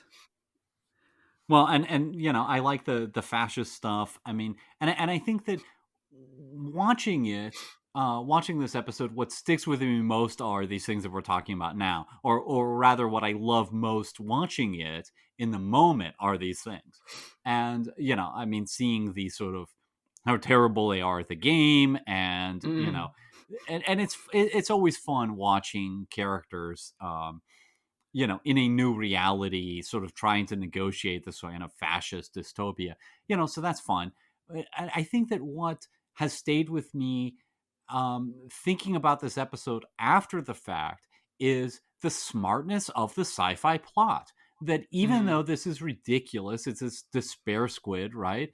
That it makes sense as a plot. That, essentially all of this reality is to get them to commit suicide, just like that crew that they found in the beginning. And, yes, I mean, the way that this Inc. does that business is giving them this kind of hopeless scenario in which they hate their true selves, because they're Dwayne Dibley and nonsense like this. But also on the run from, the fascist government, and it's hopeless. And you actually watch the characters all line up and put a gun to their head with one bullet to try to kill themselves. And, and so I think, yes, it's so much fun in the moment. There's all these things that we remember and love, but it's also a really clever sci-fi episode that's sort of like, The Naked Time in the original Star Trek, and The Naked Now, where you kind of have this, infectious virus, or, you encounter the here's a Constellation class vessel drifting through space. Well, they're not hailing us, and you go on and everybody's dead. What's going on? This is like a really, really well done version of that, but also funny. Yeah, I mean they do. Like you said, there's moments, and there's an absolutely fantastic the way they deal with what could have been a really expensive set piece, and the way they deal with it is great. But I like to say they take those moments of, like you said, sort of the setup of coming across a sort of an abandoned ship, or in this case, like a science outstation or whatever, and then just sort of pushing it a little bit into that funny bit, because they do. They literally come across skeletons of people that have committed suicide. Like, Yes. someone's hung themselves, someone's stabbed themselves, or what else they've done. But they also come across a fish that drowned itself. Yeah. So yeah, they just take it that little bit further. So because it could be, like you say, quite dramatic and quite horrifying to come across these wasted bodies. Oh my god, this is terrible. And there's halibut that drowned itself. It's just yeah. But from a production point of view, and from a sort of a filmmaking point of view, I like the fact they say they have this reality that they're in, and it's first revealed that they're back on Starbug, and it's all a hallucination, when they are being chased by the fascist police, and they go through an entire car chase sequence with the four main characters just sat on four crates in the sort of the in the central area of Starbug. And they're being chased by helicopters. They're being shot at. They go around corners. They go over bumps. That's my favourite bit, when they go over speed bumps and they sort of do it in turn. It's so brilliantly done that I'm like, yeah, no, they totally believe they're in a car chase. Yeah, but it's not. It's just Holly trying to call them, sort of like saying, like, what are you doing? But that whole car chase sequence with those crates is a highlight for me in this episode. Yeah, there's no doubt it's an acting tour de force, and I agree. I mean, that is another just kind of like so much fun to watch bit. I do start to wonder, as they reveal that it's hallucination. Like, I always had problems with like the holodeck and other kind of simulation things like that, where I think, okay, so there's a projection of holograms, but you're walking. Let's say two people go off. Doesn't somebody hit the wall eventually? Where it's like, okay, they know it's a hallucination, but they're running around the room. They clearly know where the obstacles are. So it's kind of like, well, could they never leave their own area? How do they, are they really seeing an obstacle there? I mean, there is a kind of like practical thing that bugs me, but that's so minor. I mean, it's so much fun to watch. It is, and this is one of those things where they've addressed this kind of thing elsewhere in other episodes. I mean, it's a similar thing again to sort of Better Than Life, isn't it? Where they've in previous and in future episodes, they've used like virtual reality to get around that notion of like, oh yeah, it's virtual reality, so you can just move around. Like, you're not really doing it; it's in your head or whatever. But there is the practicality of it. That's definitely, because they do a lot of walking from room to room and all this other stuff. But one of the things that sort of this episode sort of strikes home to me, that you forget a lot of the time, and like you said, this whole thing with the car chases, this whole thing's filmed in front of a studio audience. They're doing this. I mean, obviously there'll be different takes, but they're doing this live in front of a studio audience, and so sort of like, it goes to show that sort of with the writing, they know the restrictions they've got, and they really do sort of like try and work within that to create the tension and of the moment, this ridiculous car chase on these four crates. But yeah, it just seems to work. This episode sort of comes together, so it is a really good concept as well, because the way they come out of the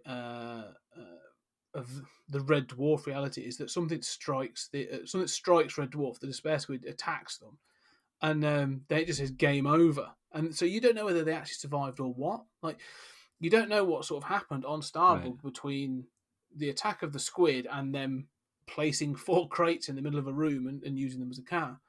So it really does throw you off a kilter as a viewer. That, again, sort of like, just like you said, Red Dwarf being blown up in the previous episode, that you're just shown all you are shown on full screen is that sort of game over. Mm-hmm.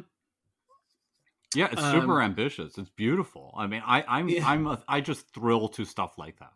That just hits me, for me that kind of like screwing with the audience, screwing with the format of the show, just is so exciting to me every single time. Mm.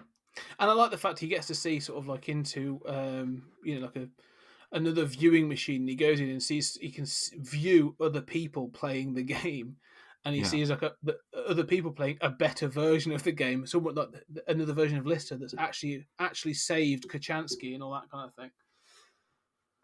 Yeah, there's that Red Dwarf. I mean, there's Red Dwarf.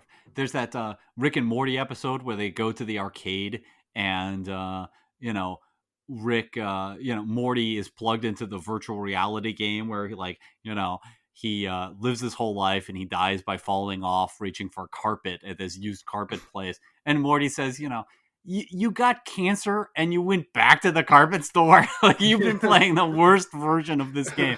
And that's straight off of Back to Reality. Mm. Yeah, that's true. So it goes through this series has definitely influenced and inspired other creators, most definitely. I did wonder. Go ahead. No, go on. No, what you're saying. Well, I did wonder. We've seen lots of variant versions of these characters, but knowing that there was an attempt to launch an American version of Red Dwarf, this is the only episode where I think, oh, is this a reference to that? Where you see the other characters playing Red Dwarf, and it seems like, oh, they're American, no, they're not American. I doubt they flew people from America to cast this. But, they seem very clean cut and normal and not Dwayne Dibley. This is what the not lower decks, the main crew of the Enterprise has taken over. And it's like, this is the American normal version of Red Dwarf, and it's boring and awful. Yeah. Yeah, it could well be that. I mean, it's between 5 and 6 that it actually happened. The first American pilot. So, from what I've read and heard and stuff, it wasn't a great experience for Grant and Naylor. So, it wouldn't surprise me if they did start to sort of throw a little bit of shade at the American sort of producers and stuff, or some at least the comments they may have got from that.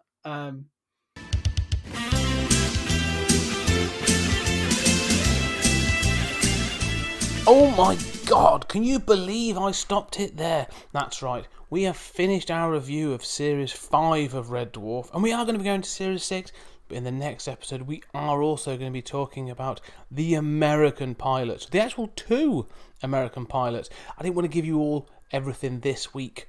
A little bit of a teaser, a bit of a taster. You are going to get some discussion around Series 6 and the American series next week.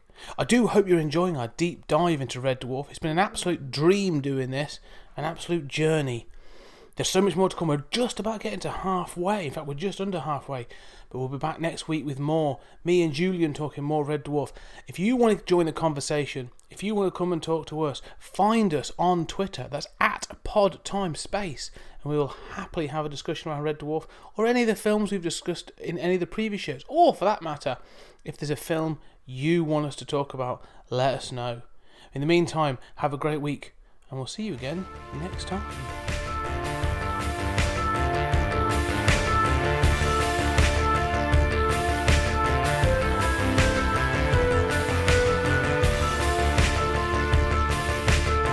There's something very important I forgot to tell you. What? Don't cross the streams.